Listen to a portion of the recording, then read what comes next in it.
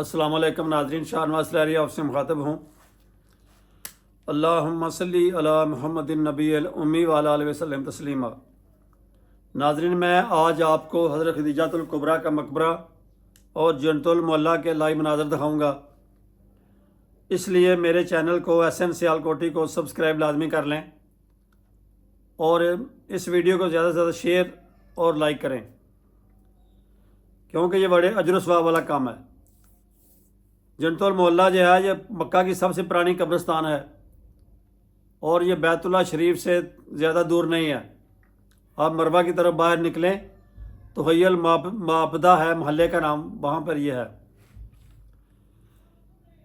اس کے قریب ہی مسجد جن بھی ہے، وہ جگہ جہاں پر نبی پاک صلی اللہ علیہ وسلم کے ہاتھ پر جنات نے بیعت کی تھی، اب وہاں پر مسجد ہے، اس کو مسجد جن بولتے ہیں۔